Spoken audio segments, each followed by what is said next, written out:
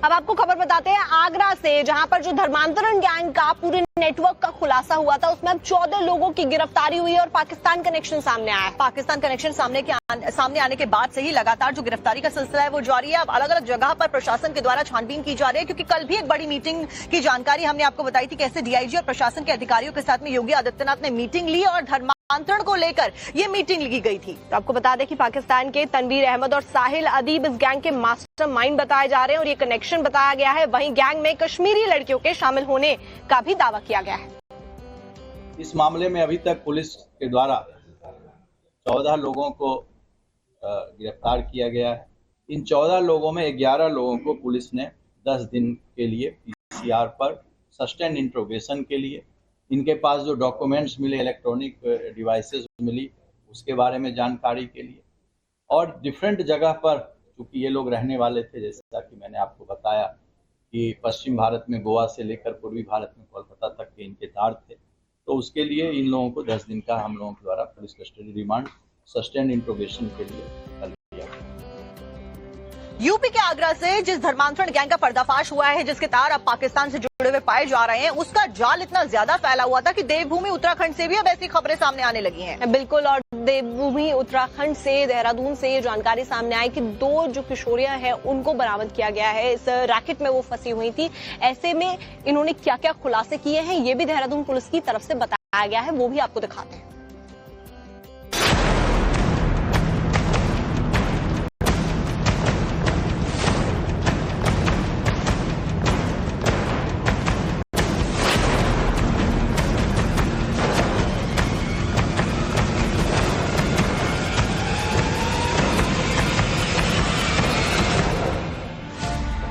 UP में चल रहा अवैध धर्मांतरण वाला खेल कैसे उत्तराखंड तक पहुंच गया, देहरादून पुलिस ने ऐसे ही मामले का पर्दाफाश किया है। साथ ही इस नेटवर्क से जुड़े 6 आरोपियों को भी गिरफ्तार किया है। इसमें जो 6 लोग नाम, इन दोनों हमारे इन्वेस्टिगेशन में कनेक्ट हुए थे, चूंकि इसमें केस और रजिस्टर्ड धर्मांतरण का कर लिया गया है, तो इसमें जो 6 अक्यूज थे, वो 6 अक्यूज अभी जो मेन मास्टरमाइंड थे ऑलमोस्ट वो गिरफ्तार हो चुके हैं, जो आगरा पुलिस की कस्टडी में अभी है। साथ ही साथ हमारी टीम ने भी वहां पर जाकर पूछताछ कर ली है। पुलिस ने इनके चंगुल से 2 लड़कियों का रेस्क्यू भी किया है। पुलिस की अब तक की जांच में इस गिरोह से जुड़े कई खुलासे सामने आए हैं। दुबई पाक तक धर्मांतरण गैंग के तार जुड़े हैं। लूडो गेमिंग ऐप से हिंदू लड़कियों को शिकार बनाते थे। इनमें ज्यादातर सोशल मीडिया पर एक्टिव रहने वाली लड़कियां टारगेट होती थीं, जिनमें ज्यादातर लड़कियां घर से दूर रहने वाली होती थीं। सोशल मीडिया ग्रुप में शिकार लड़की को जोड़ा जाता था।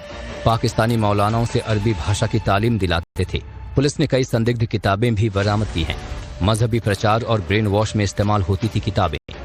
जिन 2 लड़कियों का पुलिस ने रेस्क्यू किया है, उन्होंने भी ऐसे गिरोह से बच्चों को बचाने की अपील लोगों से की है।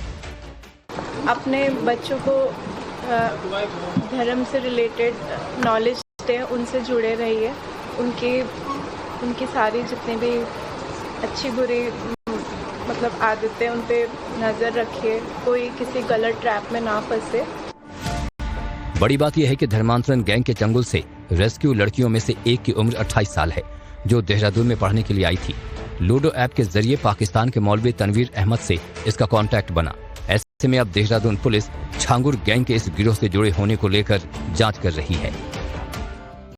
अब आपको खबर बताते हैं आगरा से, जहां पर जो धर्मांतरण गैंग का पूरे नेटवर्क का खुलासा हुआ था, उसमें अब 14 लोगों की गिरफ्तारी हुई है और पाकिस्तान कनेक्शन सामने आया है। पाकिस्तान कनेक्शन सामने आने के बाद से ही लगातार जो गिरफ्तारी का सिलसिला है वो जारी है। अब अलग अलग जगह पर प्रशासन के द्वारा छानबीन की जा रही है, क्योंकि कल भी एक बड़ी मीटिंग की जानकारी हमने आपको बताई थी, कैसे डीआईजी और प्रशासन के अधिकारियों के साथ में योगी आदित्यनाथ ने मीटिंग ली और धर्मांतरण को लेकर ये मीटिंग ली गई थी। तो आपको बता दें कि पाकिस्तान के तनवीर अहमद और साहिल अदीब इस गैंग के मास्टरमाइंड बताए जा रहे हैं और ये कनेक्शन बताया गया है। वहीं गैंग में कश्मीरी लड़कियों के शामिल होने का भी दावा किया गया है।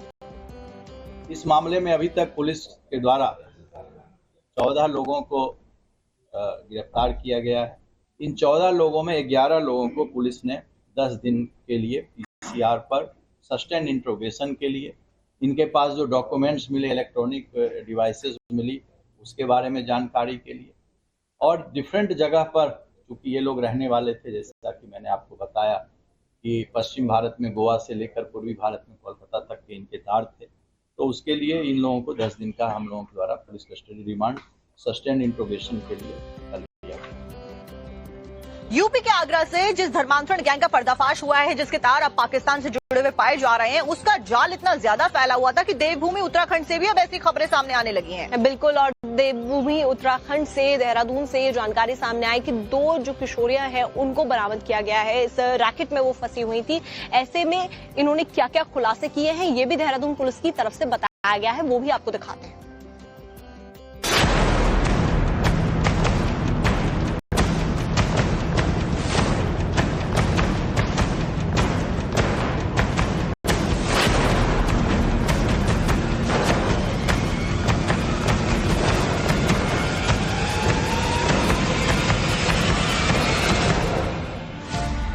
यूपी में चल रहा अवैध धर्मांतरण वाला खेल कैसे उत्तराखंड तक पहुंच गया, देहरादून पुलिस ने ऐसे ही मामले का पर्दाफाश किया है। साथ ही इस नेटवर्क से जुड़े 6 आरोपियों को भी गिरफ्तार किया है। इसमें जो 6 लोग नाम इन दोनों हमारे इन्वेस्टिगेशन में कनेक्ट हुए थे, चूंकि इसमें केस और रजिस्टर्ड धर्मांतरण का कर लिया गया है, तो इसमें जो 6 अक्यूज थे वो 6 अक्यूज अभी जो मेन मास्टरमाइंड थे ऑलमोस्ट वो गिरफ्तार हो चुके हैं, जो आगरा पुलिस की कस्टडी में अभी है।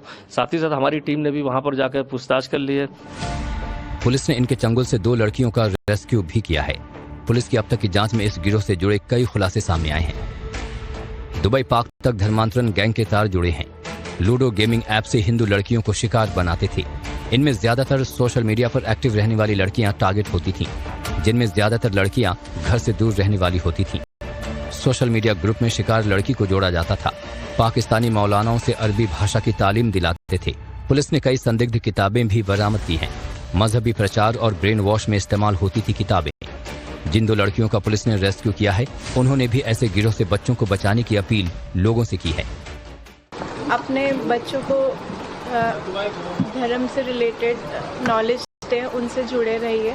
उनकी सारी जितनी भी अच्छी बुरी मतलब आदतें, उन पे नज़र रखिए, कोई किसी गलत ट्रैप में ना फंसे। बड़ी बात यह है कि धर्मांतरण गैंग के चंगुल से रेस्क्यू लड़कियों में से एक की उम्र 28 साल है, जो देहरादून में पढ़ने के लिए आई थी। लूडो ऐप के जरिए पाकिस्तान के मौलवी तनवीर अहमद से इसका कांटेक्ट बना। ऐसे में अब देहरादून पुलिस छांगुर गैंग के इस गिरोह से जुड़े होने को लेकर जांच कर रही है। ग्रुप में शिकार लड़की को जोड़ा जाता था। पाकिस्तानी मौलानाओं से अरबी भाषा की तालीम दिलाते थे। पुलिस ने कई संदिग्ध किताबें भी बरामद की हैं। मजहबी प्रचार और ब्रेन वॉश में इस्तेमाल होती थी किताबें। जिन 2 लड़कियों का पुलिस ने रेस्क्यू किया है, उन्होंने भी ऐसे गिरोह से बच्चों को बचाने की अपील लोगों से की है।